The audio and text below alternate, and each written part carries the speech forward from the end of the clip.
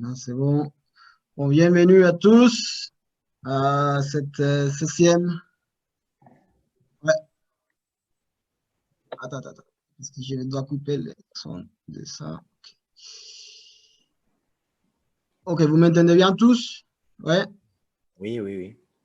Pour Manu, l'instant, oui. c'est bien, Manu? Pour moi, ça va. Non, parce que je pense que l'image, c'est un peu. Mais j'apparais deux fois, c'est bizarre dans les participants. Ouais, moi, Mhm. ça m'apparaît qu'une fois seulement.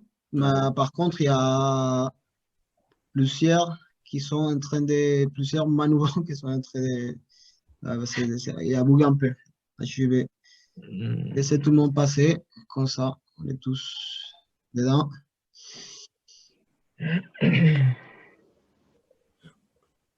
Voilà, maintenant, ça va être très bon. Maintenant, c'est tout bon. OK. Donc, voilà. Il y a César. Bienvenue à tous à la 16e édition de Futsal Coach en quarantaine. Ça, comme je vous dis déjà cette semaine sur les réseaux sociaux, ça sera l'avant-dernière. Donc, la semaine prochaine, dimanche prochain, ça sera notre dernière. On va dire qu'on va être déconfinés, Raphaël et moi, de cette initiative pour laisser profiter un peu aussi les week-ends à tout le monde. Je pense qu'il y aura pas mal de fans qui seront contents dès qu'on finira de faire ça. La première, la mienne. Donc, ça, ça sera déjà bien. En tout cas, merci à tous qui vous rendez ici, de nous accompagner. Et aujourd'hui, on aura sur le menu Manu Bon, un vrai aventurier futsal, qui nous racontera un peu sa expérience à travers du monde avec les futsal. Moi, Manu, je l'ai connu à Belgrade en 2016, si je ne me trompe pas, dans un resto, à manger avec des autres coachs, etc. C'était une belle rencontre, vraiment. Et ça me fait plaisir de l'avoir ici, qui nous raconte un peu sa vie, parce que c'est, à mon avis, c'est peut-être quelque chose de très, très, très intéressant. Et on a aussi Rodrigo Sico. C'est pas tout le jour qu'on a un champion de ligue parmi nous. Donc, lui, il a été champion cette année en Belgique avec Charleroi pour finir avec les Rennes de Allegoric pendant 2 ans. Et, et c'est lui qui a réussi à faire soulever les titres à son équipe. Donc, c'est pour moi aussi vraiment un plaisir de l'avoir parmi nous. En plus, il avait déjà participé un peu dans des autres, quand on a ouvert pour faire une espèce de forum à la fin. Et on appréciait beaucoup sa participation. Donc, bienvenue aussi, Rodrigo. Et on a aussi mon collègue de travail, Rafa Romero. Merci beaucoup d'être ici avec nous. Donc, je vous laisse vous présenter un peu si vous voulez, même si je pense que je fais une petite présentation, mais je vous laisse présenter à vous-même et après on commencera avec les deux formations. Ok, donc, Manu, si tu veux. Oui, je te remercie. Bah, écoutez, d'abord en préambule, avant de commencer, on va dire ma petite présentation, euh, félicitations avec un grand S à toi, Alberto, à Rafa, pour l'initiative, pas seulement pour l'initiative de l'avoir créé, mais aussi d'avoir entretenu ça dans le temps. On dit toujours que les progressions et les développements se font au quotidien et vous en êtes la preuve pour le futsal français, bien sûr, mais aussi pour le futsal en général. Donc ça démontre encore une fois que même en 2020, eh ben, c'est encore les étrangers qui, je dis ça avec beaucoup d'affection, hein, qui amènent de nouvelles initiatives et que bon, il y a encore beaucoup de passionnés français qui, je dirais, sont un peu passifs et je me mets dedans, bien sûr. Donc voilà, c'est le premier petit tacle pour tous les fans français, mais voilà, ça reste affectueux. Le deuxième point, c'est un grand merci pour l'invitation. Moi, ça me fait vraiment très plaisir. Ça rentre un peu, je dirais, dans mes devoirs de mémoire, je dirais, de retransmettre et d'essayer de transmettre, de transférer mes expériences, ce que j'ai pu vivre. Et comme je vais vous le dire assez rapidement, c'est pas des choses. Enfin, aujourd'hui, il n'y a aucun livre qui va pouvoir. Vous n'allez pas pouvoir lire un livre ce que je vais vous raconter aujourd'hui. En tout cas, il n'est pas écrit, donc c'est peut-être ma prochaine mission, c'est peut-être d'écrire ce livre-là. Je vais faire une petite intro vraiment très bref et ensuite je me présenterai succinctement comme tu me demandes. D'abord sur l'intervention. Mon intervention, elle va pas, je suis pas là pour répondre spécifiquement avec une vérité absolue. De toute façon, ça dépend de votre personnalité, ça dépend de ce que vous voulez bien comprendre, entendre et croire. Donc c'est quelque chose de très personnel. Donc après, vous prenez ce qui vous semble juste. En tout cas, c'est du vécu. Là-dessus, il y a une certitude à 100%. Ce ne sera pas un cours magistral, même si je suis aussi issu et j'ai un parcours dans le domaine académique. Ce ne sera pas un cours magistral. Il n'y a pas de diapo, c'est vraiment une conversation entre vous et moi. Et je vais aussi vous demander d'intervenir par rapport à des questions, si vous voulez avoir des anecdotes sur des joueurs, des entraîneurs, des situations de match, des événements auxquels j'ai pu participer. Voilà, c'est vraiment très, très interactif. Moi, je le veux transmettre ça. Et mon temps, je veux bien, volontiers même, le partager avec vous. Ce n'est pas un discours de premier de la classe. Ce sera pas ça, ce sera vraiment des choses vécues et de mon vivant, en tout cas, ce que j'ai pu vivre pour de vrai. Voilà, je n'essaie pas de vous convaincre. Chacun se fait sa propre idée. Et je conclurai aussi un petit peu sur ce point-là à la fin. Voilà. Et puis voilà, je ne vous vends pas de service ou de produit et je ne ferai pas 10% ou plus 5 ou je ne sais pas quoi. Ma partie, moi par rapport à l'entraînement, par rapport à l'entraîneur, puisque c'est beaucoup, je pense que beaucoup sont là pour écouter des choses un peu techniques, un peu tactiques. Moi, c'est venu assez tôt en fait, à partir de l'âge de 13 ans, avec mon petit voisin, tout simple, qui était vraiment tout petit. Et c'était inconscient en fait. Donc ça débutait assez tôt en fait, l'entraînement, l'éducation, voilà. À partir de 17 ans, en retour de blessure, à aller courir, je suis arrivé sur un terrain d'entraînement avec des petits, et puis on m'a demandé d'aider. J'ai volontairement accepté, et à la fin de cette séance de débutant, on m'a posé la question, qu'est-ce que tu fais mercredi prochain? Et moi, j'ai rigolé. J'ai dit, mais ta question, elle est déplacée. Et bien sûr, je suis là et tu peux raconter sur moi, il n'y a aucun problème. Et ça a démarré comme ça et je ne remercierai jamais cette personne-là de m'avoir mis le pied à l'étrier. Et voilà, c'était parti, on va dire, pour un grand cycle de presque 8 années, bien sûr, dans différents clubs, mais voilà, d'éducateur. Quoi dire de plus? Je vais essayer de faire rapide et pas revenir sur tous les clubs. Parcours académique en STAPS, après mon bac, 2 ans à Rennes, dans tout ce qui est animation et gestion des activités physiques et sportives. 3 ans à Nantes ensuite, où j'ai vraiment découvert un palier, notamment avec un club de la région métropole, qui est le plus connu aujourd'hui. Donc dans les activités d'entraînement, mais aussi dans les activités aquatiques, pardon. Les activités aquatiques, donc j'ai une profession de nageur et de manager responsable de structure. Donc ça, c'est bien de se diversifier aussi. Et puis je suis parti à Toulouse 1 an parce que j'avais cette optique-là d'aller en Espagne. Beaucoup de joueurs espagnols à Nantes me disaient, mais par rapport à tes investissements, il faut que tu partes en Espagne. C'est pas que tu n'as plus rien à faire ici en France, mais tu dois y aller, quoi. Donc, au départ, à Nantes, je me rappelle la 2e année, même pas, ouais, début de la 2e saison, j'étais passé responsable de catégorie, j'étais passé responsable après seulement 1 an de l'équipe, la filiale de l'équipe réserve, puisque je suivais tous les créneaux. Et voilà, je trouvais que l'évolution allait être très, très longue.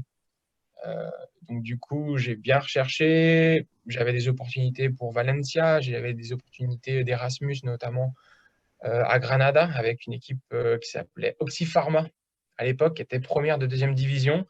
et qui allait monter en première division. Donc moi, j'étais fou. C'était soit Valencia, soit Granada. Et ça ne s'est pas fait parce que la sélection à Nantes était très, très, très difficile. Et puis, j'ai été voir un ancien joueur à moi, David Rondon, qui jouait avec le Sporting de Paris et il jouait la finale de la Coupe de France qu'ils ont remportée d'ailleurs à Lourdes. Alors, je ne sais pas Lourdes, je sais pas si c'est ça ou pas qui m'a fait, mais ça m'a fait passer par Toulouse et j'ai eu, je sais pas, j'ai eu cette petite lumière-là d'aller au stade de Toulouse, de demander la plaquette des intercambios, des échanges sur l'Erasmus. Et je regardais beaucoup, je ne vais pas vous cacher, hein, Italie, Portugal, Espagne. Et Espagne, voilà, il y en avait plusieurs. Et il y en avait une, c'était Alcalá de Henares. Et là, moi, Alcalá de Henares, c'était Inter Movistar, Ricardinho, Velasco, toute la clique. Donc là, c'était. Donc j'ai quitté Nantes. Enfin, j'ai fait en sorte de quitter Nantes, transfert d'études, etc. De pousser aussi un maximum les choses avec le coach à Nantes, avec le club, pour avoir vraiment un maximum d'infos sur l'entraînement, puisqu'il y avait des choses qui me manquaient. Et puis voilà, un peu d'absence de réponse qui m'a fait vraiment décider qu'il fallait décoller, quoi. Mais donc du coup, je suis passé 1 an à Toulouse et 2 ans après, je suis arrivé à Alcalá de Henares. Donc c'était une stratégie sur près de 2 ans, bien sûr avec aucune garantie. Mais voilà, fallait se lancer. Et de là à commencer un petit peu mon parcours depuis Toulouse, à commencer mon parcours on va dire, d'aventurier, comme tu dis, Alberto, de globe-trotter du futsal. Et là encore, c'est une histoire d'ancien joueur que j'avais qui s'appelait Carlos Martinez Oviedo, qui a joué à Segovia, il a joué à Peñíscola. Il m'avait offert un maillot de Peñíscola. Il a joué à Levante. Et il jouait à l'époque, fin 2013, pour un club hongrois, Etogur, qui est assez connu. Et il jouait un tour élite à Lisbonne contre le Sporting Portugal, Araz Azerbaïdjan et Eindhoven. Et il m'a dit, tu viens me voir, je t'offre le billet. Et c'est parti comme ça. Et de là, j'ai rencontré, tiens Zico, j'ai rencontré Alain Dobchi, qui était sélectionneur et qui supervisait quelques joueurs belges là-bas. Et c'est incroyable et c'est là qu'on voit, je sais pas, l'analyse d'un grand coach, ou en tout cas d'une grande personne que moi j'apprécie énormément. Et en 1 minute, il m'a dit, mais Manu, tu es un fou du futsal. Ça se voit, ça s'entend, je le ressens. Salut Alain. Et je vois qu'il avait écrit un truc. J'ai juste vu son nom, mais ça me fait plaisir qu'il soit là, énormément. Et il m'a dit, tu dois venir. Il y a l'Euro chez moi en Belgique. C'était 4 mois après, même pas 3 mois après. Et j'ai été le voir. J'ai été suivre un peu la compétition, même toute la compétition. Voilà, je me suis retrouvé avec Johan Leget dans un métro, ou à la sortie d'un métro. Et dans le métro, je me suis retrouvé avec Maria Rodrigo, qui est la chef de communication de Javier Lozano, et Javier Lozano, du coup, président de la Liga Nacional de Football Sala en Espagne. Et pareil, ils m'ont dit, dans 1 mois, donc mi-mars, à Logroño, donc 2013, ouais, 2013, ils m'ont dit, tu dois venir. Et à chaque fois, ça a été comme ça. Ça a été des rencontres qui m'ont fait que j'ai agrandi mon réseau, que j'ai été invité dans des événements, etc. Et moi, forcément, je frappe souvent aux portes. Alors, des fois, ça s'ouvre, des fois, ça s'ouvre pas. Des fois, ça s'entrouvre, il faut appuyer un peu.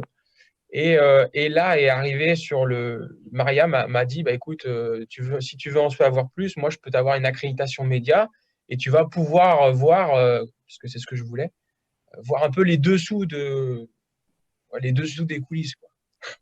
Donc, être très proche des vestiaires, aller dans les salles de presse, aller dans les zones mixtes.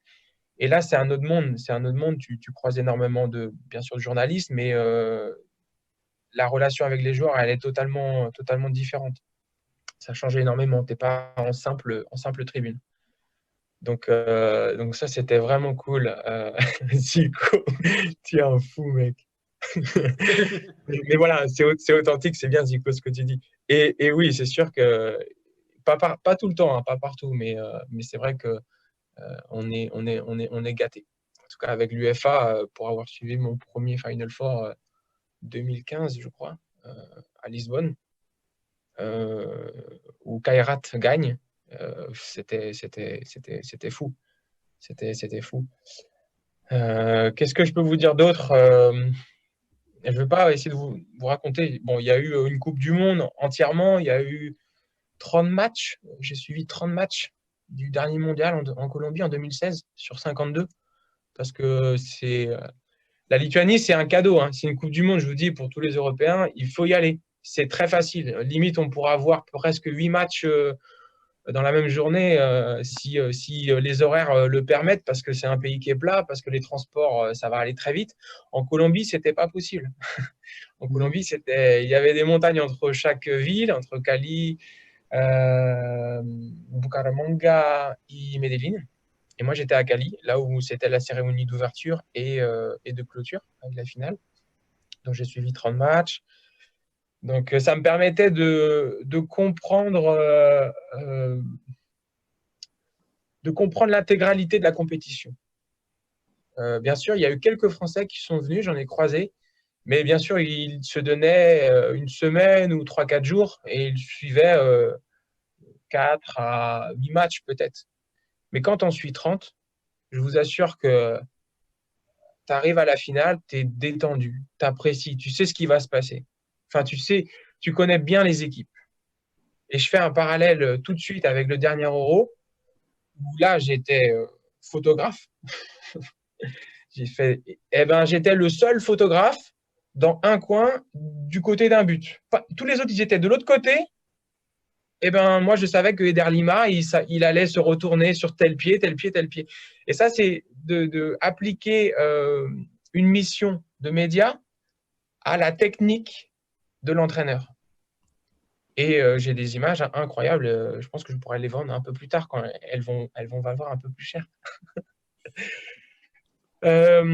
Sans que ça parte trop dans tous les sens, moi, maintenant, j'aimerais tout de suite et profiter de mon temps de parole. J'attends un peu vos questions, vos remarques, si vous voulez des anecdotes sur énormément de compétitions, des joueurs. J'ai fait le tournoi de Nadal Shaba à Dubaï. Où pareil, j'ai eu des propositions de commenter des matchs en anglais pour la chaîne. Une semaine après, j'étais à Doha pour l'Intercontinental Futsal Cup. Donc là, avec Magnus, avec le Magnus de Falcao, avec Marquinhos qui était coach de Carlos Barbosa, où j'ai été très très bien reçu par la direction de Carlos Barbosa. C'est un club que j'adore. Qu'est-ce que vous... Voilà, je sais pas. Qu'est-ce que vous voulez savoir d'un mec qui a parcouru, je sais pas, 60, 70 pays dans le monde, qui a vécu 3 euros complets? Manu, je voulais te demander la première question, c'est tu es célibataire et tu étais toujours célibataire, non? C'est dingue ça. Je ne sais pas comment tu as fait pour faire tout ça, parce qu'on a suivi un petit peu le même parcours. Quand j'étais à Nantes, tu étais à Nantes. Quand j'étais à Toulouse, tu étais à Toulouse. Et après, je suis rentré en Espagne. Je suis de Grenade. Heureusement, tu n'es pas venu à Grenade. Sinon, ah oui? Tu étais partout. Je me rappelle, j'arrivais en ville. Je dis, ah, Manu, il est là encore. Ouais, à Logrognon, il s'est connu. Mais moi, parfois, j'ai des difficultés à faire ça. Et ça, c'est mon travail. Toi, qui es un passionné, toi, tu n'as pas des obligations familiales, non? J'imagine, parce que sinon, je ne pourrais pas. Ouais, c'est sûr que c'est un thème, qui bouscule beaucoup. Toi, quand tu étais à Nantes, moi, j'étais plus à Nantes. Quand j'étais à Toulouse, je sais que j'étais avec Jesus Assurmendi et qui m'a ouvert les yeux sur la technique. Alors, non pas que c'était pas bien à Nantes. Moi, pour mes débuts à Nantes, j'ai appris beaucoup. Je suivais tous les entraînements. Vous pourriez demander même, je me souviens du manager actuel qui m'a dit 3 ou 4 semaines après que j'ai pris les rênes, enfin que j'avais commencé à entraîner, il me voyait matin, midi et soir, quoi. Moi, ma copine à l'époque à Nantes, elle était tranquille parce que je sortais pas trop les samedis, parce que déjà on revenait d'un match, etc. Je sortais vite fait, mais j'étais tranquille. Et le dimanche à 9h, j'avais les U6, U7. Pendant 1h30. Après, j'avais le U8, U9, etc., etc. 1 heure de pause maxi le midi Et à 14 h, on enchaînait avec les U12, U13, etc. Et Chris, à la fin de la journée, il me voyait encore suivre les entraînements qui n'étaient pas les miens, mais je suivais les entraînements des ados et de l'équipe réserve parfois le soir que Chris avait en charge. Et Chris, il me dit, mais t'es déterminé. Il me dit, comme ça, t'es déterminé. Mais moi, ça me semblait normal. Ouais, et c'est sûr, bien sûr, avec le recul, bien sûr que je ne sais pas s'il y en a, je sais pas d'ailleurs, hein, s'il y en a qui sont ici qui ont des profils similaires ou qui connaissent quelqu'un qui a voyagé autant, qui s'est investi autant avec différentes casquettes, puisqu'à côté, il y a le casquette éducateur, chez les jeunes, dans les écoles, dans le milieu carcéral. Moi, j'intervenais dans les prisons le lundi soir, notamment, en fin d'après-midi. Je suis intervenu dans les médias, je suis intervenu en tant que conférencier, enfin, il y a énormément de choses. Il y a eu des sélections qui m'ont appelé pour avoir un match amical avec l'équipe de France. Mais moi, je ne suis pas de la fédération. Mais ils m'appellent moi. Donc pour moi, c'est gratifiant. Mais je comprends toujours pas très très bien comment ça se fait que les gens fassent un focus sur moi. Pour moi, il n'y a rien de spécial. Alors, maintenant, je le comprends. Et je vais répondre à Rafa. L'été, donc je revenais donc du Qatar pour l'intercontinental. Je passe un été très tranquille parce que je sais que je vais partir à la Coupe du Monde. Je partais fin août. Je suis arrivé une semaine, plus que ça, 15 jours avant. Et il y avait déjà des équipes qui étaient sur place et qui s'entraînaient. Mais bref, je rencontre ma copine.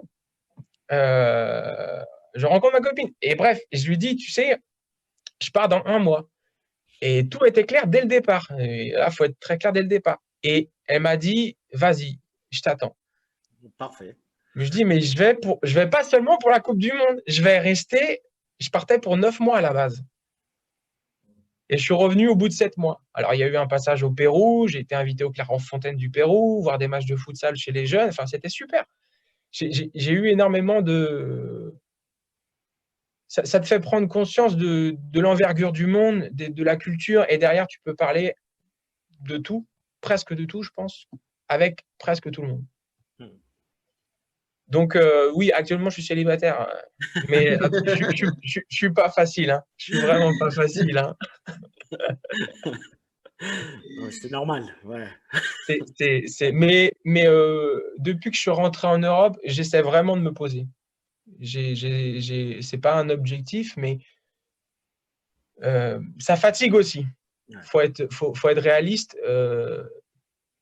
On apprend énormément de choses. On n'est pas dans le cadre institutionnel.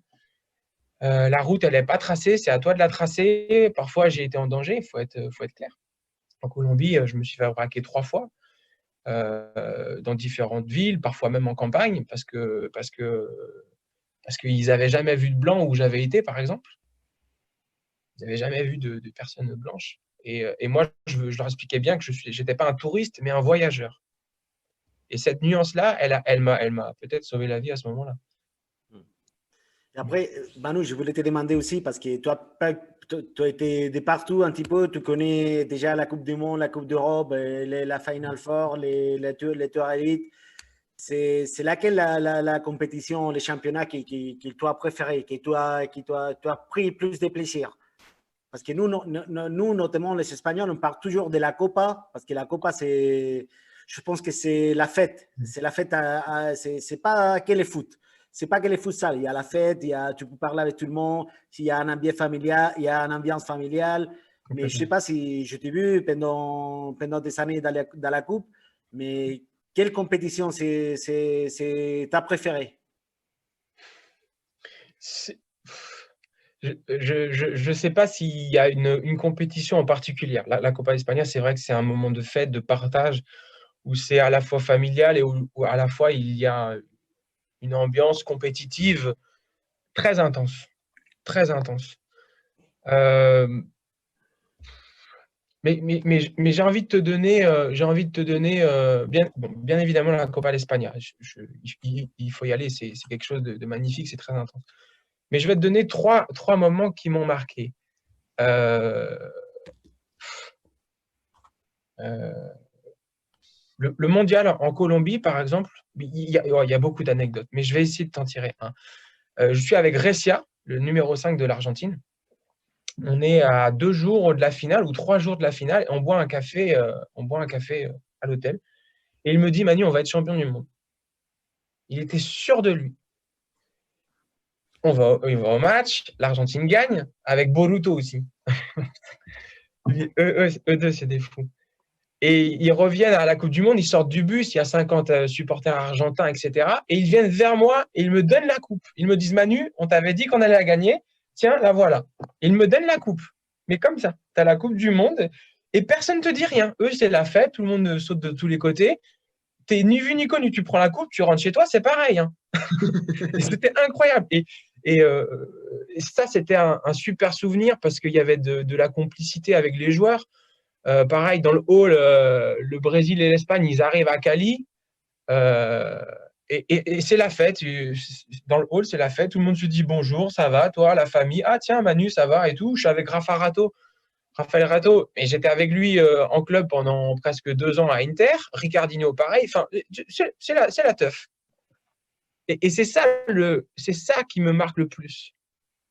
C'est qu'il y a moins de barrières dans le futsal que dans le football, même si je pense que je le ressens aussi, que ça amène à un peu plus de sécurité à chaque fois dans toutes les compétitions. C'est un peu plus carré. Mais eux, les joueurs, la famille, les amis, aucun problème. Ça m'a vraiment marqué dans le futsal. Alors qu'on est au champion du monde, finale de championnat du monde, quoi. En Europe, je suis invité. Je suis privilégié, il faut être clair. J'étais vraiment privilégié. Demi-finale, il y a un buffet magnifique. Il y a des gens du monde entier. Mais demi-finale, Espagne-Kazakhstan.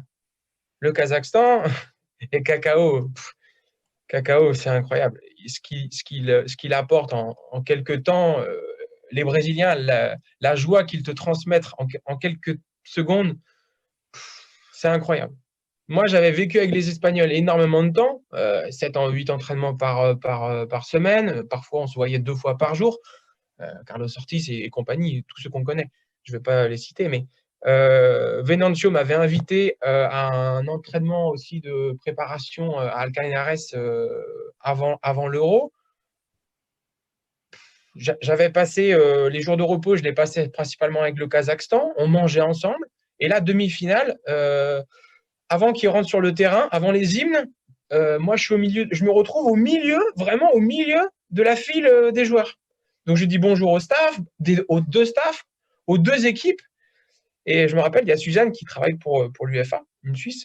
Mais ils ne comprennent pas. Ils comprennent pas. Ils disent, mais Manu, mais en fait, tu es pour qui? Je dis, bah, moi, je suis pour le futsal. Moi, je suis pour les deux. Peu importe qui va gagner. J'ai des amis des 2 côtés. C'est ça qui est un peu difficile, mais j'ai des amis des 2 côtés. Mais moi, je serais content à la fin. Je serais content pour celui qui va gagner, je serais un peu triste pour celui qui va perdre, mais c'est mon équipe, c'est le futsal en général. Et c'est ça qu'il faut comprendre. C'est peut-être mon côté suisse, mais c'est le bien commun avant tout. C'est le plus important. Et le 3e moment qui m'a marqué énormément, où je pense que j'ai eu le plus d'émotions, parce que je reste français. Alors, j'ai le drapeau breton aussi, bien sûr, mais d'ailleurs, il est partout où je voyage. Mais le moment qui m'a marqué énormément, où j'ai senti le plus d'émotions, et je l'ai filmé, j'étais vraiment tout le match, j'étais derrière le banc de touche de la France, à Dubrovnik pour les qualifs de l'Euro, où on bat la Croatie, et je vous assure que c'était incroyable. Incroyable. L'intensité que ça a amené, l'émotion, les sentiments, j'en ai eu les larmes aux yeux. Et je pense que c'est le seul vrai moment où j'ai ressenti ça. Et les joueurs français pourront le témoigner, en tout cas ceux qui étaient présents, le staff et puis la direction de la fédération qui était là-bas aussi. C'était vraiment incroyable. On va faire une chose différente des autres jours. Donc, maintenant, des questions qu'on a, comme on est 20, c'est plus facile de gérer ça. Je vais ouvrir le microphone à ceux qui voulaient poser des questions. Vous pouvez bien dire dans le chat que vous voulez les poser une question ou les poser dans le chat et je vous ouvrirai le micro pour que vous le faites à vive voix. Donc, je vais ouvrir à Benoît. Benoît qui a une question aussi. Donc, on va voir si on arrive à l'écouter. Benoît, on t'écoute. Oui, bonjour. Bonjour. Voilà, On pose salut tout le monde. la question à notre invité d'aujourd'hui. Salut Manu. Petite Salut question. Benoît. Est-ce que tu as travaillé pour un média spécialisé du futsal français? Il y a eu quelques échos, je t'ai aperçu à gauche à droite et vu que tu as beaucoup voyagé, ça aurait pu. Et qu'est-ce que tu en as ressorti comme expérience, s'il te plaît? Ouais, déjà, je te remercie. Je sais que tu es assez présent aussi sur les interventions d'Alberto, enfin, et sur le futsal en général. Et je trouve que c'est super aussi ce que vous faites et ce que tu fais aussi à Nantes, notamment avec les gardiens. Qu'est-ce que j'en ressors des médias? En fait, moi, ça m'a ouvert des portes et ça m'a ouvert les yeux. Donc oui, j'ai collaboré avec des médias français, avec plusieurs. D'ailleurs, à Dubrovnik, comme je le disais, en Croatie, j'étais avec Speaker, qui est un média participatif. Et là, je dois saluer Genaël Berthollet, qui m'avait formé à la caméra, l'appareil photo qui me l'avait prêté pour Ljubljana aussi à l'Euro en 2018. Qu'est-ce que j'en ressors? J'en ressors qu'aujourd'hui, les médias amateurs, bien sûr, sont pas prêts à faire un travail de professionnel parce qu'ils sont amateurs. Donc, je dirais que le grand public ou le public qui suit ces médias-là, pour ne pas les citer, vous les connaissez comme moi, il faut être très indulgent avec eux. Pourquoi? Parce que sur un article écrit, bien sûr, ils peuvent se tromper, ils ne peuvent pas avoir forcément la meilleure des sources, etc. Mais il faut pas voir le mauvais côté des choses. Et je fais un parallèle avec l'entraîneur qui est dans une tribune, qui voit un match, il va ressortir, l'entraîneur français, je dis, je ne sais pas trop l'espagnol, mais j'ai l'impression que Rafa, il sait déjà de ma réponse, qu'est-ce que je vais dire. Mais quand on est en tribune, on est, oh là là, oh, mais non, l'équipe, elle aurait pu faire ça, le coach, il aurait peut-être dû prendre un temps mort à ce moment-là, pourquoi il ne l'a pas fait, etc. On voit toujours ce côté négatif. Ou ce côté, ah, moi, si j'avais été là, j'aurais pas fait, enfin, j'aurais peut-être mieux fait, tu vois. Non. Aujourd'hui, collaborer avec les médias qui vous mettent en lumière. Essayez de leur donner des informations, des sources sûres. Donc moi, je ressors ça. Je ressors que, au lieu peut-être d'aller prendre un verre, parce qu'en plus, d'ailleurs, en ce moment, on ne peut pas aller prendre les verres. Je sais que Rafa, il n'est pas trop bière, mais un bon vin, voilà. Écoute, là, tu lâches, au lieu de lâcher 5 euros, tu lâches 5 euros pour un média français qui demande une participation pour aider aux collaborateurs à voyager, parce que quand on voyage, c'est sous nos frais, faut être clair. Par contre, on vit des choses. On vit vraiment des choses. Je vous assure que ça en vaut la chandelle. Donc voilà, une grande indulgence vis-à-vis des médias. Et je ne sais plus s'il y avait un autre aspect de la question. Non, c'est bon. Si tu avais travaillé avec eux et ton expérience par rapport à ça, je t'en avais ressorti. Donc, on est dedans, c'est bon. Merci. Ouais. Je pense qu'il faut les encourager de plus en plus. Moi, c'est vrai que j'ai pris un peu de recul ces derniers temps. Je voulais apprendre à faire du ski et du snowboard. Voilà, j'ai accompli ce que je voulais faire. Voilà, faut pas hésiter à leur apporter un plus, à innover, à poser des questions. On les verra dans 2 ans dans les prochains championnats du monde de ski, snowboard. Ils prendront la Ouais, du monde, ne vous inquiétez pas. je crois pas, mais j'ai vraiment beaucoup appris là tout l'hiver, donc là je suis calé. Ouais. Moi, j'ai une question pour toi, et après, je donnerai la parole à Lucas pour faire sa question. Moi, j'ai une question pour Bien toi. sûr. Maintenant qu'on voit que la France, il a déjà qualifié pour une Euro et qu'il ne va pas être dans les prochaines Coupes du Monde, qu'est-ce que, selon toi, selon ton avis, d'avoir vu différents points, d'avoir connu différents pays, qu'est-ce qui les manque ou qu'est-ce qu'il devrait améliorer ou changer ton avis, qu'est-ce que pourrait faire à la France jouer les prochaines Coupes du Monde dans 4 ans? Bah, je C'est crois que aussi un rêve pour toi ou pour toi, ton non, club c'est pas un marqué, rêve pour moi. ce qui peut y Personnellement, amener. je suis toujours très très content de voir l'équipe de France. D'ailleurs, l'équipe de France, tu vois, j'ai énormément voyagé et j'ai pas approché l'équipe de France. Enfin, j'ai approché l'équipe de France la première fois. Ça a été en décembre 2015 pour les qualifications de la Coupe du Monde. C'était à Chomutov en République tchèque, France, Kazakhstan, République tchèque, Slovénie. Et je vous assure, moi, encore une fois, les Brésiliens, je suis désolé, mais ils ouvrent leurs portes. Moi, je suis français. La France joue contre le Kazakhstan. De Cacao, de Léo Higuita, Léo Jaragua, Douglas. J'ai passé une semaine avec le Kazakhstan avant le match. On mangeait ensemble à l'hôtel, et je peux le dire parce que je pense qu'il y a prescription. Et ils m'ont offert une suite à l'hôtel à Chomutov. C'était impensable.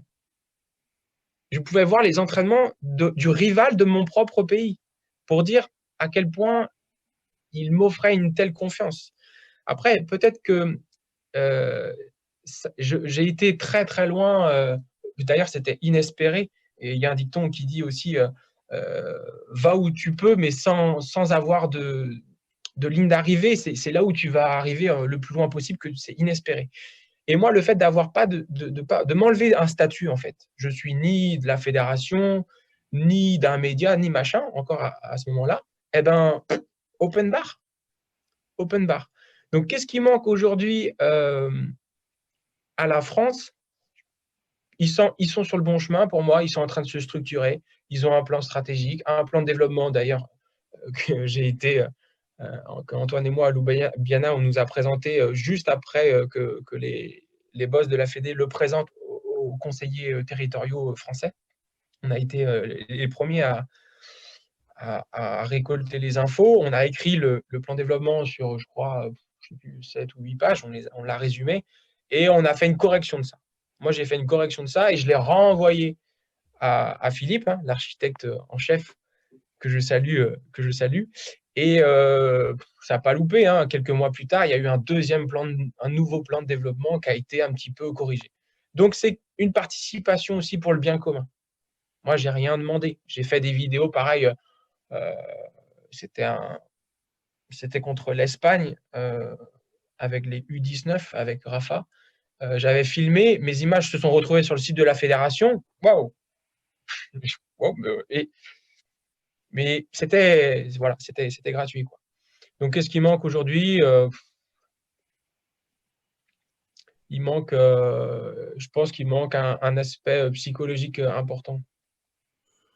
Je pense qu'ils ont passé un cap en Croatie, mais à l'Euro, à la fin du match de l'Espagne, donc moi je suis au bord du terrain, ils vont rentrer dans le tunnel et moi je les vois sur le terrain, les bras levés, je vois dans les tribunes certains collègues de la fédération, de la commission fédérale lever les bras.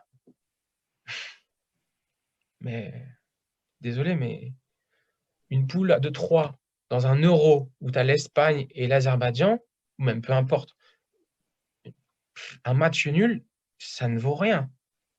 Il faut être clair. Et en levant les bras, on sait que les athlètes perdent un influx comme un influx nerveux, comme un aspect psychologique, comme s'ils avaient réussi quelque chose. Oui, ils ont réussi quelque chose. C'est magnifique de faire un match nul contre l'Espagne, championne d'Europe en titre. Ok, super. Mais dans une grande compétition, si tu veux aller plus loin, il y a un truc que tu n'as pas compris. Et ça n'a pas loupé.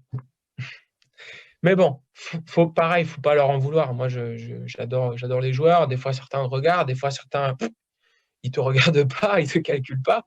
Ça se respecte. Ils sont dans leur concentration. Chacun il ne faut pas interpréter ça mal. Il ne faut même pas le juger, en fait. Chacun a sa personnalité, chacun se concentre de sa propre manière.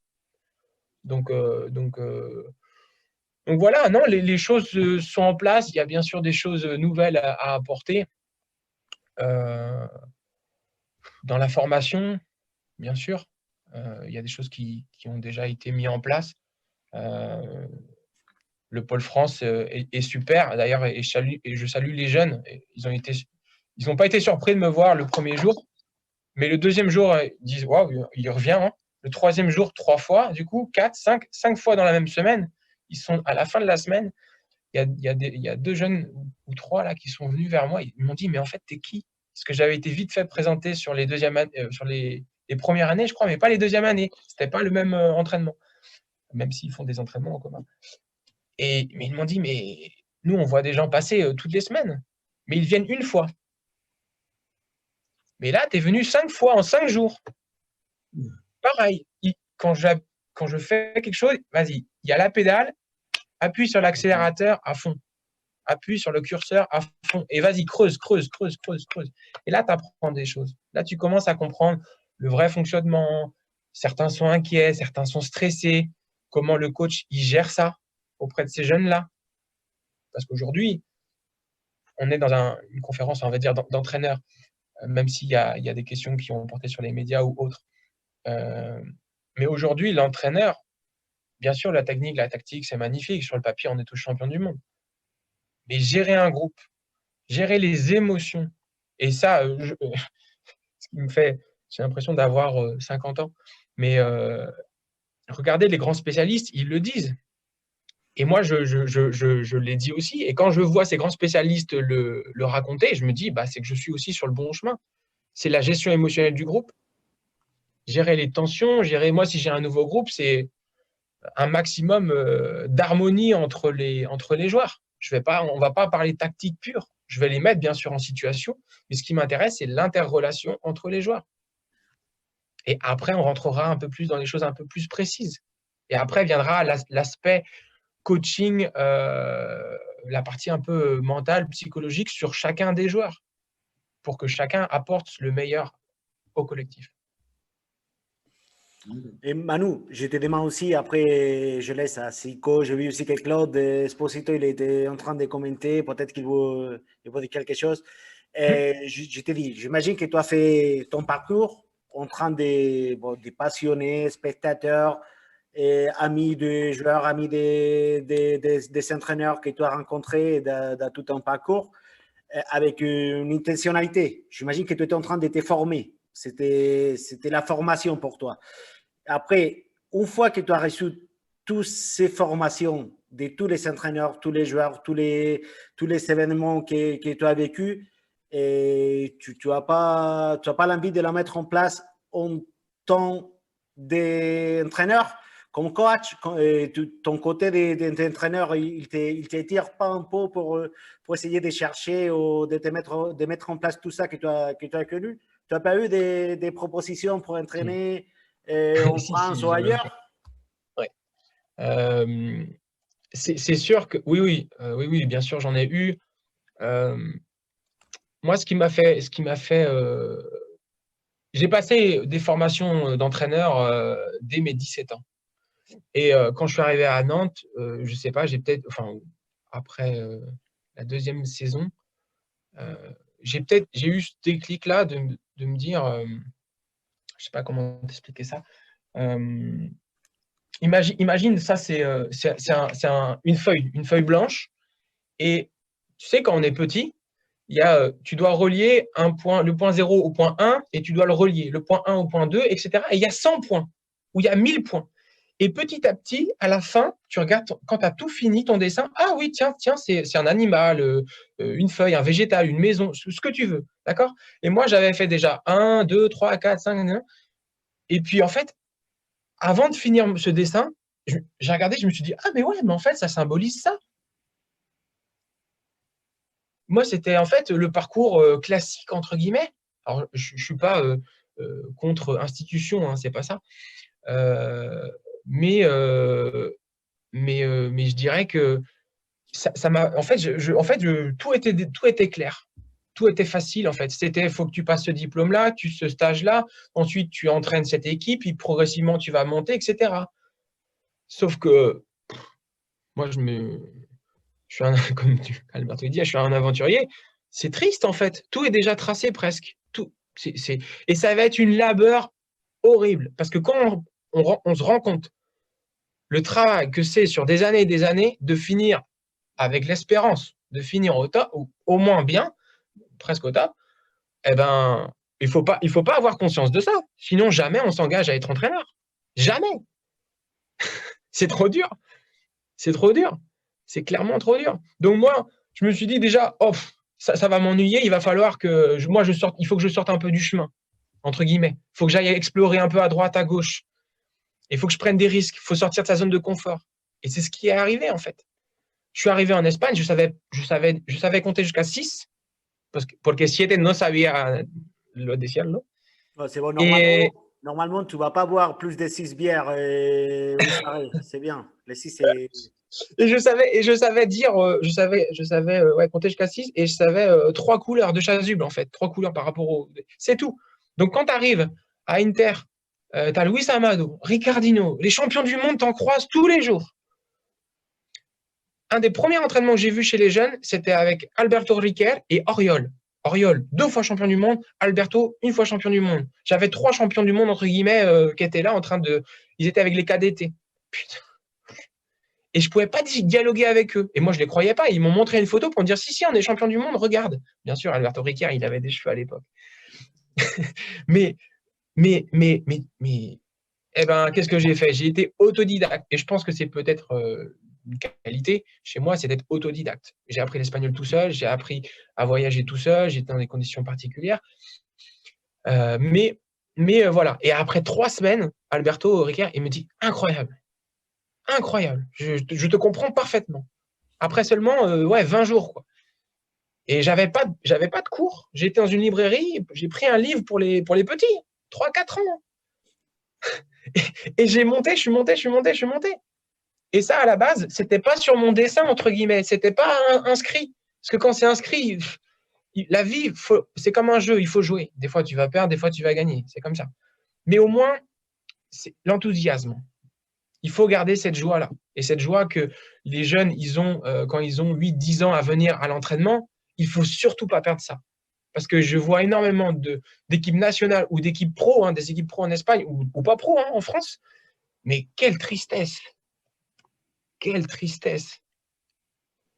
Les joueurs qui font des grandes carrières, je pense aussi en partie, c'est parce qu'ils ont des entraîneurs qui amènent beaucoup de jeu, qui amènent beaucoup de joie dans leur jeu. Ok, ils jouent tactique, mais il y a quelque chose, il y a une animosité. Et ça, je pense que c'est super, super important. Je ne sais pas si... Donc, je vais ouvrir le micro à Lucas. Et Lucas, il avait aussi une question pour toi. Ouais. Donc, salut Lucas. Bonjour à tous. Bonjour Manu. Salut Lucas. Tu vas bien? Todo bien? J'ai dit, tu es un petit peu le petit routard du futsal. Hein. Quand on écoute un peu toutes tes expériences, je pense que tu pourrais écrire un livre avec toutes tes expériences. Roulver Polido, le sélectionneur des filles de la Colombie que j'ai rencontré à Cali, qui est dans ses contenus au niveau didactique, c'est incroyable. Et on se parle encore.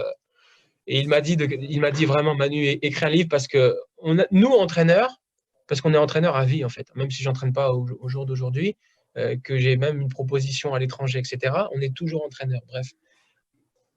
On doit laisser nos mémoires. Peut-être il y a une personne qui le lira, peut-être il y aura 0, peut-être il y en aura 1000, mais on a ce devoir-là de laisser, de laisser des contenus, de laisser nos expériences, de laisser nos idées. On doit le faire. C'est un devoir. Il faut le faire. Ma question, Manu, plus précisément, donc, allez, avec tous les voyages que tu as fait, je pense que tu as fait plusieurs continents aussi. C'est un petit peu, si tu peux nous expliquer un petit peu les particularités du futsal dans chaque continent, on peut dire Amérique du Sud, Europe, Asie.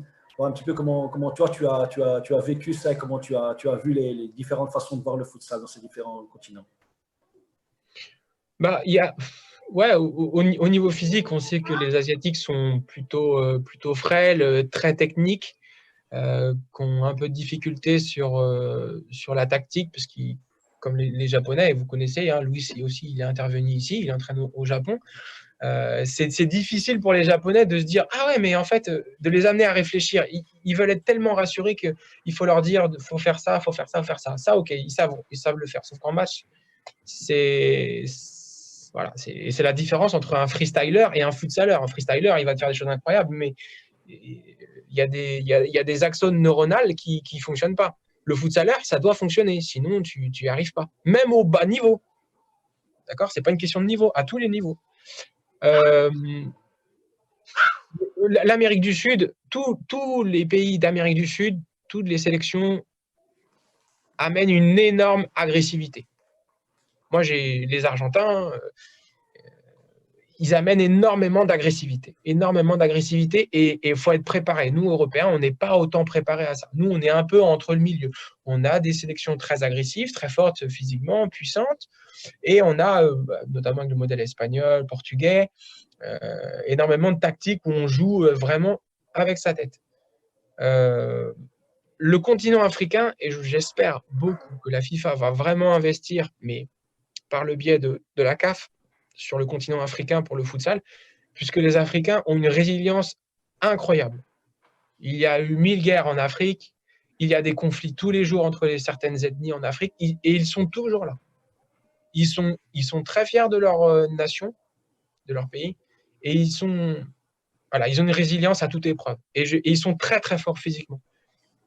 Et donc, je pense que vraiment, l'Afrique peut être aussi un tremplin pour le futsal mondial à l'avenir. Ok, merci Manu.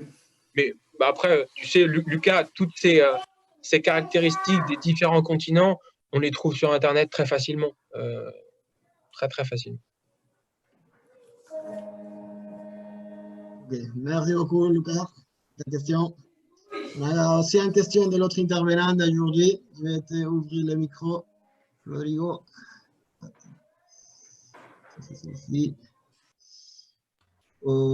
Sinon, j'essaie d'ouvrir le micro. Ah ben là, ouais, c'est bon. On t'écoute, Zico. D'abord, Manu, félicitations pour ta belle chemise. Hein? Vraiment la classe. Hein? Zico, tu sais que j'allais te dire la même chose. Tu sais. Ça c'est les premières choses.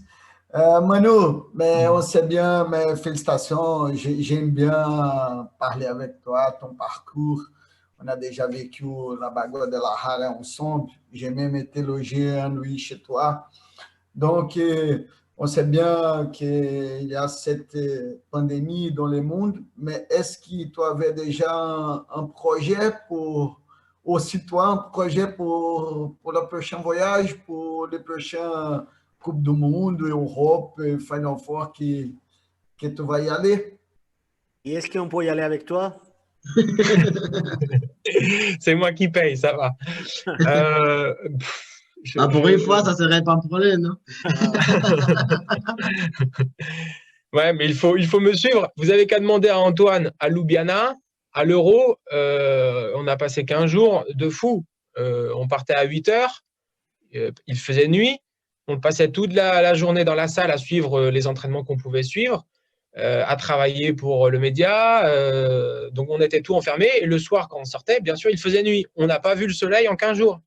Et le rythme, c'est comme ça. Donc, avec plaisir que vous venez au prochain événement. Maintenant, quel sera le prochain événement? Aujourd'hui, c'est quand même l'incertitude. Je pense que le prochain événement, c'est comme, je reprends ce que Luis Amado m'avait dit. Il ne faut pas penser au match. Il faut penser au jour après jour. Le prochain entraînement, il faut être le meilleur. Demain, le prochain entraînement, il faut être le meilleur. Et quand ce sera fini, tu penseras à l'entraînement après-demain et c'est tout. Et voilà. Et c'est comme ça que tu deviens meilleur. Et c'est comme ça que le match, tu y arrives, tu es serein, tu sais quoi faire, tu sais comment faire, tu sais comment t'adapter et tu gagnes le match. Et donc voilà. Donc par rapport au voyage, j'essaie de bien préparer cette conférence et demain on verra. C'est tout. C'est le meilleur moyen d'arriver à être meilleur chaque jour, tout simplement. D'accord.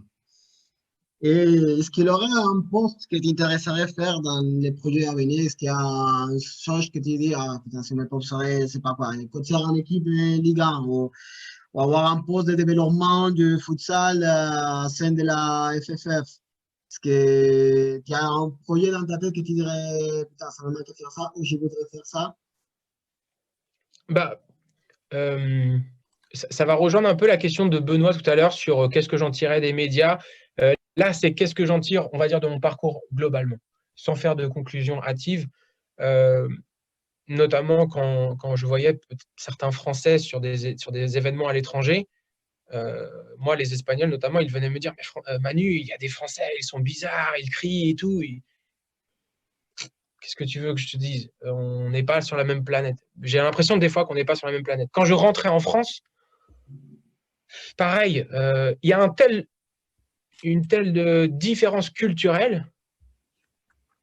Je ne sais pas, c'est peut-être le fait d'avoir vécu avec des professionnels, tu deviens professionnel. C'est pas d'un dauphin, t'en fais pas un requin.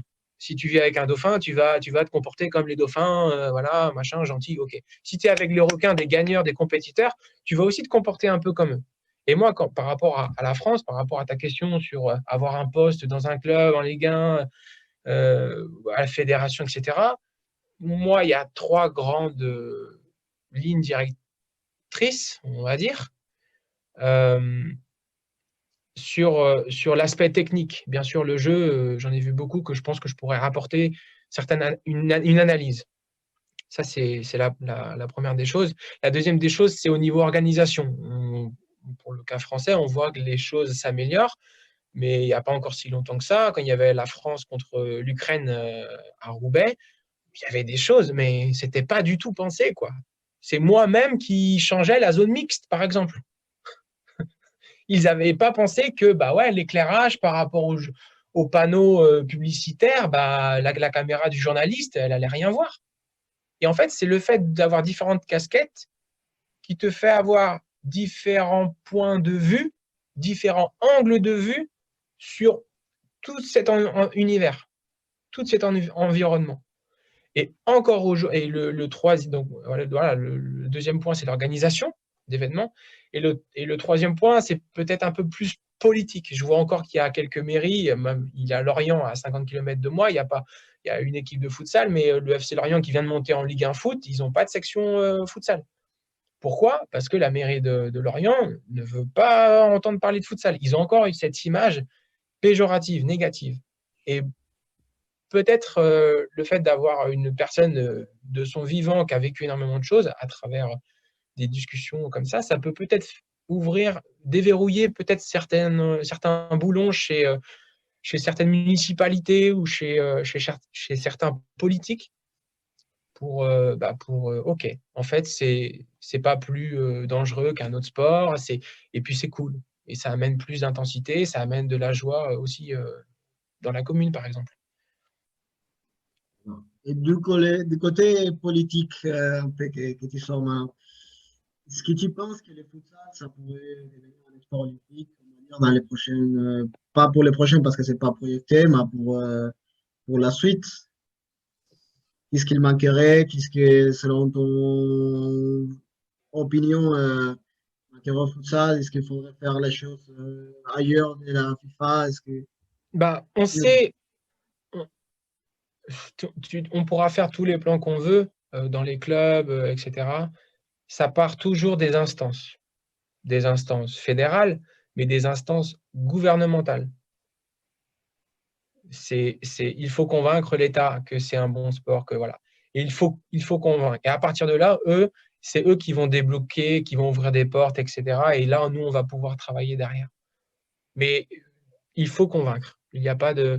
ce qui ne se voit pas n'existe pas. Donc voilà, par rapport à la FIFA ou au CIO, moi, j'avais suivi comment dirais-je, les Jeux Olympiques de la jeunesse, un tour qui était en Serbie, et c'était le Portugal qui avait gagné. Bon, moi, j'ai rien ressenti dans ce tournoi olympique. J'ai rien ressenti d'olympique. Et j'ai la chance d'être français, d'avoir eu une éducation amenée par le sport, où on nous a véhiculé toutes ces valeurs de Pierre de Coubertin, qui a rénové les Jeux Olympiques modernes. D'accord ? La langue olympique officielle, c'est le français. OK? Ouais. Mais pour autant, j'ai pas ressenti ça. À Guadalajara, tu vois, Alberto,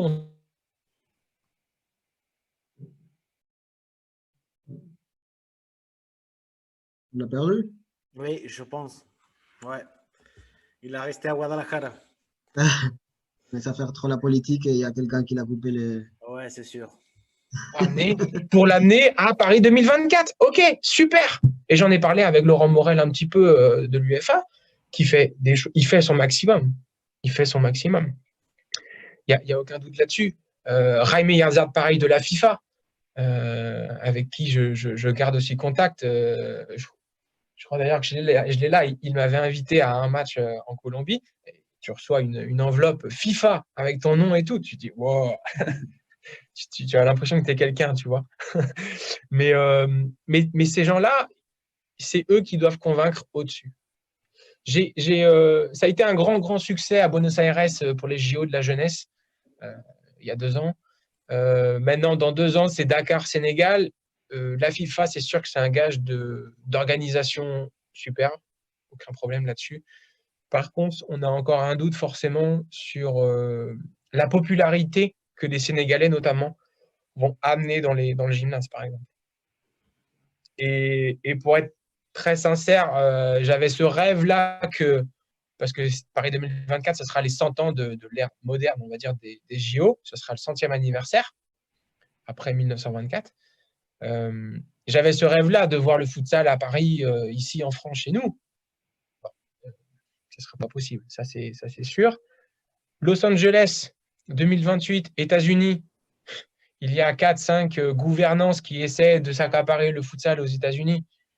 Donc, ça va être très compliqué pour le CIO d'en choisir une ou d'appuyer une plutôt que l'autre. Et de plus, qu'il va falloir, je pense, après la 2e édition à Dakar, une 3e, une 4e, voire peut-être une 5e édition des JO de la jeunesse futsal pour vraiment avoir un panel sur la globalité de la Terre, du monde. Et peut-être 2032.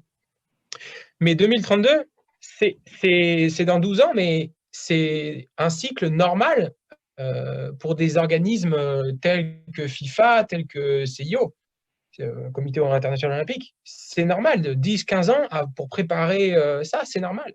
Il y a 15 ans, le skateboard, c'était mal vu. Aujourd'hui, c'est aux Jeux olympiques.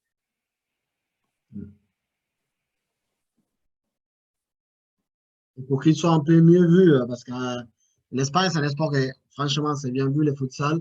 C'est toujours un peu les petits frères de foot à 11, encore. Mais le fait d'être champion du monde 2 fois, d'Europe 7 ou 5, autant, tu te rappelles jamais plus.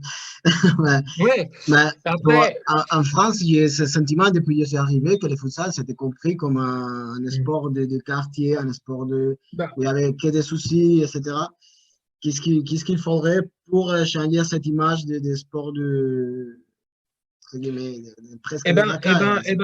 Déjà, c'est améliorer peut-être son vocabulaire. Tu l'as dit, le mot quartier, mais le mot quartier, dans la langue française, ça a une négation, c'est une dénomination péjorative. Et ce qui est incroyable, c'est que les gens du quartier se favorisent quartier, sauf que il faut trouver d'autres mots qui amènent à plus de positif, puisque les gens ont une image du mot. Non pas que c'est pas bien, non pas qu'il faut dénigrer les quartiers, c'est pas ça. Mais il faut valoriser ça. Il faut changer ce vocabulaire-là. Moi, j'utilise jamais ce mot-là, parce que je sais que c'est mal vu. Mais qu'on soit des campagnes ou qu'on soit des villes, pourquoi ce mot-là? Pourquoi essayer de se faire une barrière entre tel territoire et tel autre territoire? Je ne comprends pas. On est tous des citoyens du monde. Il faut arrêter les Français, Espagnols, faire une barrière et tout. On s'en fiche. Enfin, et sinon, on n'y arrivera pas. Alors là, c'est un peu l'université de Pierre de Coubertin, un petit peu que je raconte là. Mais si on veut voir le futsal olympique, ou mieux dans chacun de nos territoires, de nos pays, voilà. Donc, peut-être commencer à arrêter de parler de ce mot-là ou de cette manière qui est pas la meilleure pour moi. pense qu'on… Se mettre en valeur eux-mêmes, déjà d'abord. Comment? Et il faudrait se mettre déjà en valeur eux-mêmes, nous-mêmes, Bien pour sûr. que ça commence à avoir un aspect un peu plus, on va dire, positif au sujet des autres. C'est ça. Complètement, complètement. Il y a tellement de belles choses. Je sais pas, il y a mille choses qui me passent par la tête, mais moi, j'ai invité énormément de gens à venir voir les matchs en Espagne. Euh, pour te dire, même des fois, les pom-pom girls de Inter, elles me donnaient des billets, des billets. J'ai invité Jesus Candelas.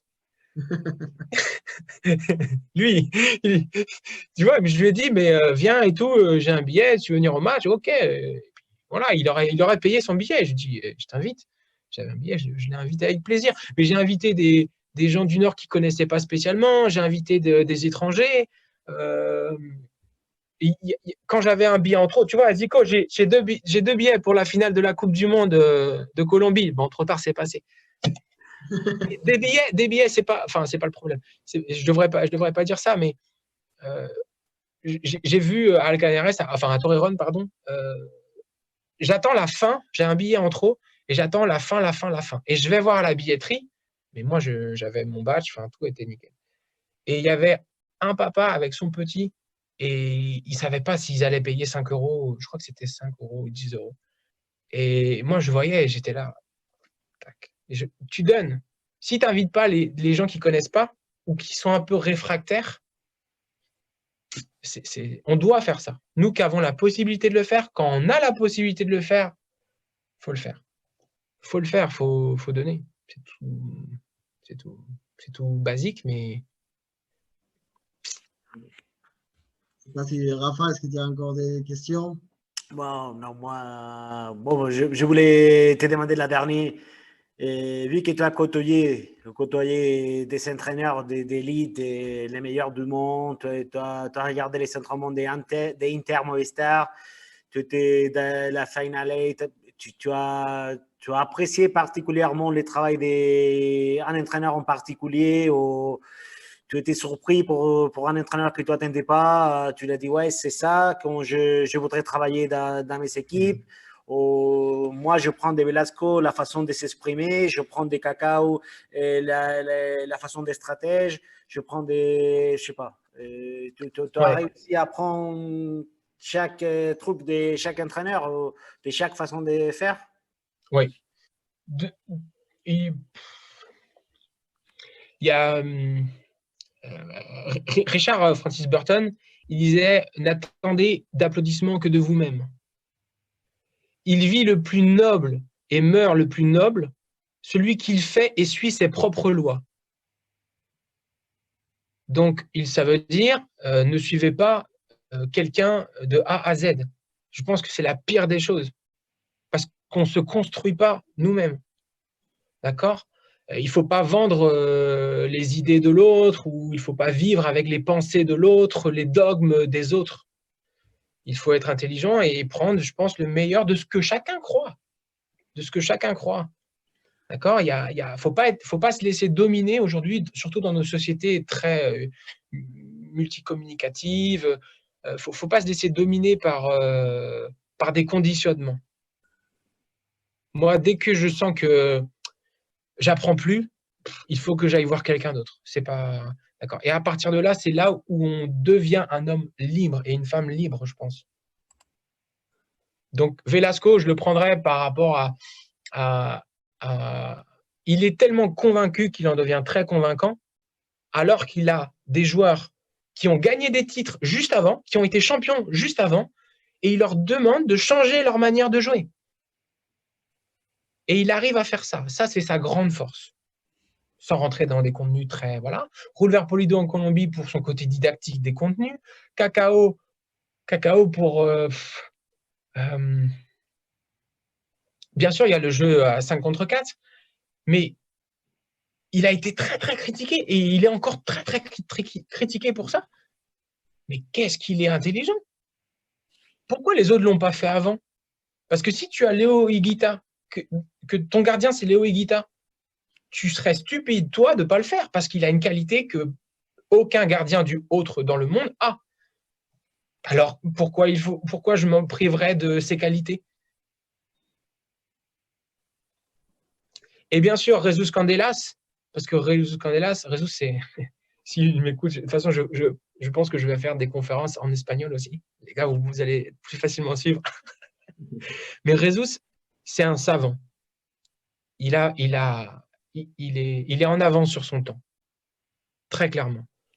C'est à la fois un philosophe, mais c'est un sage, mais il arrive à appliquer cette sagesse-là au terrain, à la technique.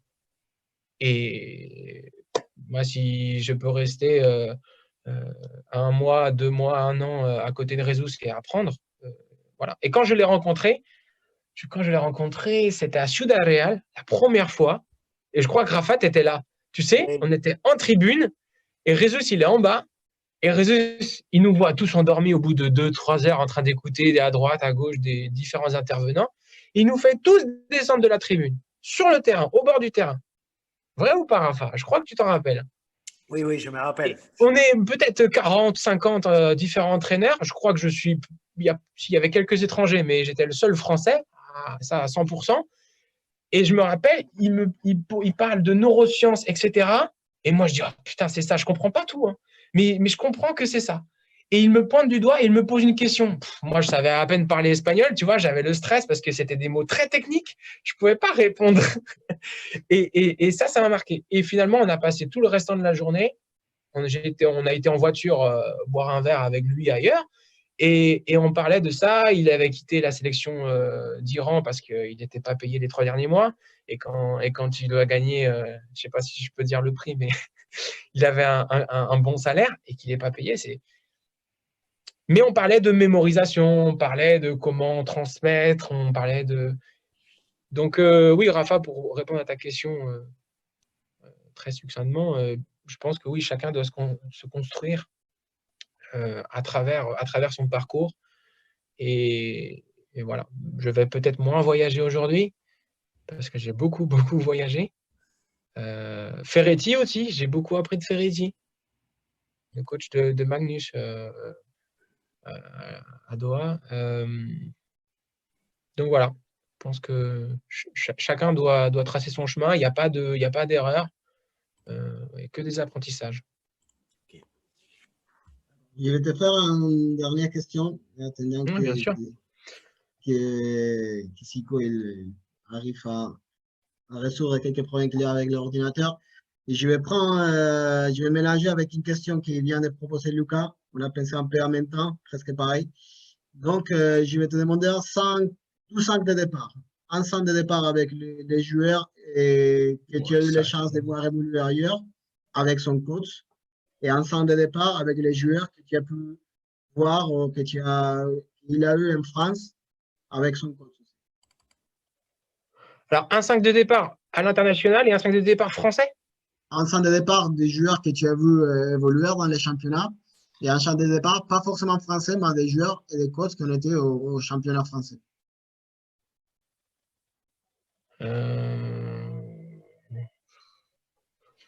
5 de départ français, on va dire, ou qui a évolué en France.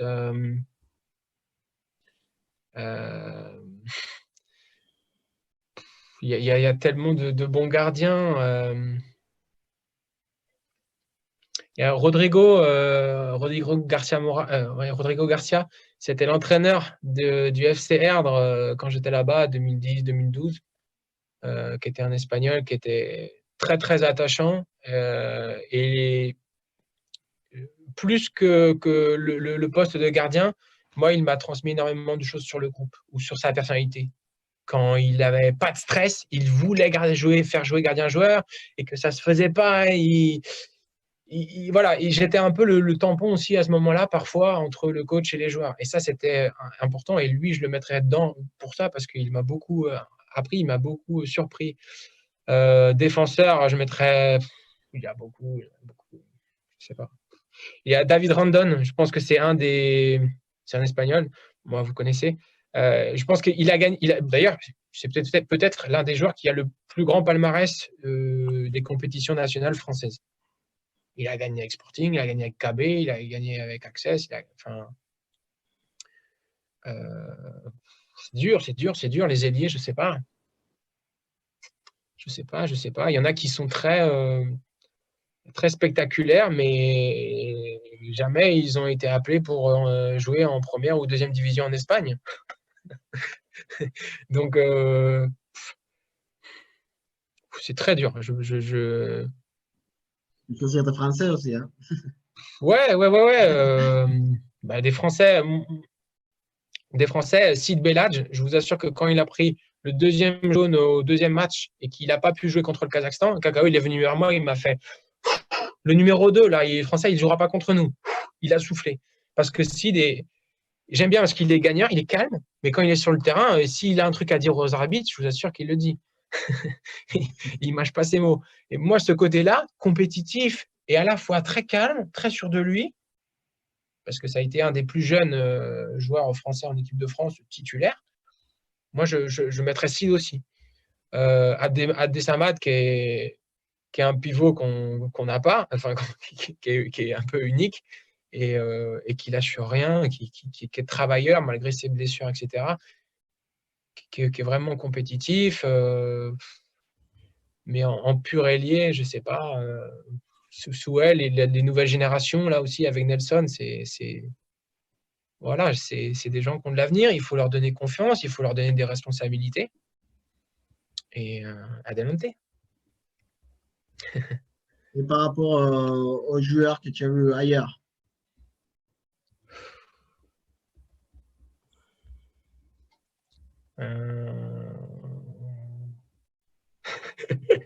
Zico, Luka, Xhaka, je vais mettre tous les Brésiliens de la Belgique. Mais Xhaka, j'ai pas eu la chance de le voir en tant que joueur, j'étais trop petit. Non pas qu'il est vieux, mais non. Luis Amado, c'est sûr que moi, il m'a beaucoup apporté. La première compétition, c'était la Supercopa quand je suis arrivé en Espagne, c'était la Supercopa. Murcia était venu gagner à Inter. Et Luis, il me voyait un peu déçu, tu vois. On venait de passer presque un mois ensemble, la préparation, tout ça, tous les jours.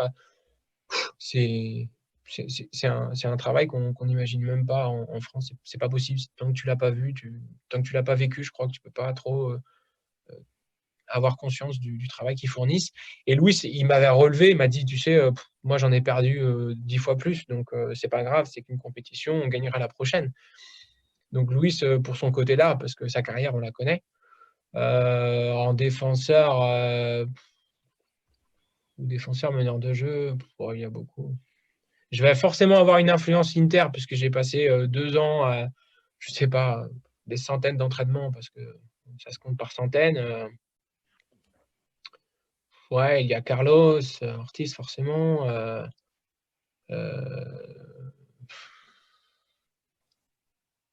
Je mettrais Robinho de Benfica, parce qu'avec la Russie aussi, on a eu énormément d'échanges.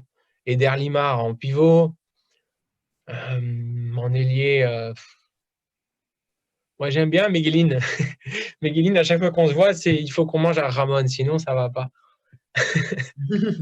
Et comme j'aime bien manger, ça va. Je le mets à ma table. Mais bien sûr, Ricardinho, c'est pas qu'il me surprend plus, mais quand il a marqué son but à l'Euro contre la Serbie, il faut savoir que quelques mois avant, à la fin d'un entraînement, je vous raconte une anecdote, mais je le mets dans ce 5-là aussi, et je termine comme ça par lui. Il tournait un spot publicitaire, et il apprenait à faire ce geste-là. Donc moi, je sais j'étais le seul. C'est pas compliqué, tout le monde était parti. Donc moi, je savais qu'il allait le tenter forcément en match, parce que Ricardinho, il ne fait pas ça pour amuser la galerie. Il va essayer de mettre sa créativité au profit de l'équipe et en compétition réelle. Et on est en tribune centrale avec plein de gens de l'UEFA. Et il fait le geste. Et déjà, quand il fait le geste, je l'ai fait. Par contre, j'ai là dans ma tête, je me dis là, Ricard, si tu marques derrière, t'es un fou. Contrôle poitrine, demi-volée, il la met. Je crois que c'est Bruno Coelho qui est à l'arrière, qui tombe. Il se dit, c'est pas possible, il a fait ça. Et peut-être j'ai été sur l'ambiance était folle en Serbie.